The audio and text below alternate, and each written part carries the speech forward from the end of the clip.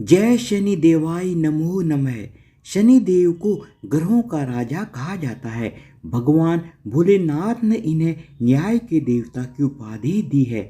शनि देव को बहुत ही जल्दी क्रोध आता है। इसी क्रोध की वजह से पिता सूर्य से इनकी नाराजगी बनी रहती है। इनके क्रोध से सभी बचने की कोशिश करते हैं, वरना व्यक्ति पर मुसीबतों का पहाड़ टूट पड़ता है। इसलिए इन्हें प्रसन्न करने के लिए शनिवार का व्रत रखा जाता है। व्यक्ति शनि दोष से बचने और उन्हें शांत रखने के लिए अनेक उपाय करता है। शनि कृपा से व्यक्ति को सुख और वैभव की प्राप्ति होती है। जो लोग शनिवार का व्रत करते हैं उनको पूजा के समय शनिवार व्रत कथा का श्रवण अवश्य करना चाहिए। शनिदेव की व्रत कथा। एक बार सभी 9 ग्रहों सूर्य, चंद्र, मंगल, बुध, बृहस्पति, शुक्र, शनि, राहु और केतु में बहस हो गई कि कौन सबसे बड़ा है। आपस में लड़ने के बाद सभी देवराज इंद्र के पास पहुंच गए। इंद्र असमंजस की स्थिति में निर्णय नहीं दे पाए, परंतु उन्होंने सभी ग्रहों को सुझाव दिया कि पृथ्वी पर राजा विक्रमादित्य ही इसका फैसला कर सकते हैं, क्योंकि वो बहुत ही न्यायप्रिय राजा हैं। सभी पृथ्वी पर राजा विक्रमादित्य के पास गए और अपने आने का कारण बताया। राजा उनकी समस्या को सुनकर बहुत परेशान हो गए। उनका चिंतित होना लाजमी था, क्योंकि जिसको भी किसी से छोटा बताया तो वही गुस्सा कर जाएगा। राजा के काफ़ी सोच विचार के बाद उन्हें एक उपाय सूझा। उन्होंने स्वर्ण, रजत, कांस्य, पीतल, सीसा, रांगा, जस्ता, अभ्रक और लौह से 9 सिंहासन का निर्माण कराया। उन्हें उपयुक्त क्रम में रख दिया गया। सबसे निवेदन किया गया कि क्रमानुसार सिंहासन पर आसन ग्रहण करें। शर्त रखी गई कि जो सबसे अंतिम में सिंहासन पर आसन ग्रहण करेगा वही सबसे छोटा माना जाएगा, जिसकी वजह से शनिदेव सबसे बाद में आसन प्राप्त कर सके और सबसे छोटे कहलाए। क्रोध के आवेश में आकर शनिदेव ने सोचा कि राजा ने यह सब कुछ जानबूझकर किया है। कुपित होकर शनिदेव ने राजा से कहा कि हे राजा, तू मुझे नहीं जानता। सूर्य 1 राशि में 1 महीना, चंद्रमा 2.25 महीने 2 दिन, मंगल 1.5 महीना, बृहस्पति 13 महीने, बुध और शुक्र 1-1 महीने विचरण करते हैं। लेकिन मैं 2.5 से 7.5 साल तक रहता हूँ। मैंने बड़े बड़े का विनाश किया है। श्री राम की 7.5 आने पर उन्हें जंगल जंगल भटकना पड़ा और रावण की 7.5 आने पर लंका को बंदरों की सेना से परास्त होना पड़ा। क्रोधित शनिदेव ने राजा से कहा कि अब आपको सावधान रहने की जरूरत है। इतना कहकर शनिदेव कुपित अवस्था में वहां से चले गए। समय गुजरता गया और कालचक्र का पहिया घूमते हुए राजा की 7.5 आ गई। तब शनिदेव घोड़ों का सौदागर बनकर राजा के राज्य में आए। उनके साथ अच्छी नस्ल के बहुत सारे घोड़े थे। जब राजा को सौदागर के घोड़ों का पता चला तो अश्वपाल को अच्छे घोड़े खरीदने के लिए भेजा।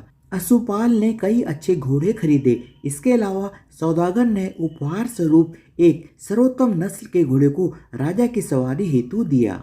राजा विक्रमादित्य जैसे ही उस घोड़े पर बैठे वह सरपट वन की ओर भागने लगा। जंगल के अंदर पहुंचकर वह गायब हो गया। भूख प्यास की स्थिति में राजा जंगल में भटकते रहे। अचानक उन्हें एक ग्वाला दिखाई दिया, जिसने राजा की प्यास बुझाई। राजा ने प्रसन्न होकर उसे अपनी अंगूठी देकर राजा नगर की तरफ चल दिए। वहां एक सेठ की दुकान पर पहुंचकर उन्होंने जल पिया और अपना नाम वीका बताया। भाग्यवश उस दिन सेठ की बहुत आमदनी हुई थी। सेठ खुश होकर उन्हें अपने साथ अपने घर ले गया। सेठ के घर में खूंटी पर एक हार टंगा हुआ था, जिसको खूंटी निगल रही थी। कुछ ही देर में हार पूरी तरह से गायब हो गया। सेठ कहीं बाहर काम से चला गया था। जब सेठ वापस आया तो हार गायब था। उसे लगा कि विका ने उसे चुराया है। सेठ ने विका को कोतवाल से पकड़वा दिया और दंड स्वरूप राजा ने उसे चोर समझकर उसके हाथ पैर कटवा दिए। अपंग अवस्था में उसे नगर के बाहर फेंक दिया गया। तभी वहां से एक तेली निकल रहा था, जिसको विका पर दया आ गई। उसने विका को अपनी गाड़ी में बैठा लिया। विका अपनी जीभ से बैलों को हाँकने लगा। कुछ समय पश्चात राजा की शनि दशा समाप्त हो गई। वर्षा काल आने पर विका मल्हार गाने लगा। एक नगर की राजकुमारी मनभावनी ने मल्हार सुनकर मन ही मन प्रण कर लिया कि जो भी इस राग को गा रहा है वो उसी से विवाह करेगी। उन्होंने दासियों को खोजने के लिए भेजा, परंतु वापस आकर उन सभी ने बताया कि वह एक अपंग आदमी है। राजकुमारी यह जानकर भी नहीं मानी और अगले दिन ही वह अनशन पर बैठ गई। जब लाख समझाने पर भी राजकुमारी नहीं मानी, तब राजा ने उस तेली को बुलावा भेजा और विका से विवाह की तैयारी करने के लिए कहा गया।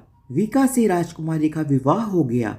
एक दिन विका के सपने में शनिदेव ने आकर कहा, देखा राजन, तुमने मुझे छोटा बताकर कितना दुख झेला है। राजा ने क्षमा मांगते हुए हाथ जोड़कर कहा, हे शनिदेव, जैसा दुख मुझे दिया है किसी और को ऐसा दुख कभी मत देना। शनिदेव इस विनती को मान गए और कहा कि मेरे व्रत और कथा से तुम्हारे सारे कष्ट दूर हो जाएंगे। जो भी नित्य मेरा ध्यान करेगा और चींटियों को आटा डालेगा, उसकी सारी मनोकामना अवश्य पूर्ण हो जाएगी। शनिदेव की कृपा से राजा के हाथ पैर भी वापस आ गए। दूसरे दिन जब सुबह राजकुमारी की आंख खुली तो वह आश्चर्यचकित हो गई। विका ने मनभावनी को बताया कि वह उज्जैन का राजा विक्रमादित्य है। मनभावनी खुशी से फूले नहीं समा रही थी। राजा और नगरवासी सभी अत्यंत प्रसन्न थे। सेठ ने जब यह सुना तो वह पैरों पर गिरकर क्षमा मांगने लगा। राजा ने कहा कि यह सब शनिदेव के कोप का प्रभाव था और इसमें किसी का कोई भी दोष नहीं है। सेठ ने निवेदन करते हुए कहा कि मुझे शांति तभी मिलेगी जब आप मेरे घर चलकर भोजन करेंगे। सेठ ने कई प्रकार के व्यंजनों से राजा का सत्कार किया। जब राजा भोजन कर रहे थे तभी जो खूंटी हार निकल गई थी वही अब उसे उगल रही थी। सेठ ने अनेक मोहरें देकर राजा का धन्यवाद दिया और अपनी कन्या श्री कंवरी से पाणी ग्रहण का निवेदन किया। राजा ने शहर से स्वीकार कर लिया। राजा अपनी दोनों रानियों मनभावनी और श्री कंवरी को लेकर उज्जैन नगरी लौट आए। सारे नगर में दीपमाला और खुशी मनाई गई। राजा ने घोषणा करते हुए कहा कि मैंने शनिदेव को सबसे छोटा बताया था, लेकिन असल में वही सर्वोपरि है। तब से सारे राज्य में शनिदेव की पूजा और कथा नियमित होने लगी। सारी प्रजा के बीच खुशी और आनंद का वातावरण बन गया। शनिदेव की व्रत की कथा को जो भी सुनता या पढ़ता है उसके सारे दुख दूर हो जाते हैं। धन्यवाद। बोलो शनिदेव महाराज की जय हो।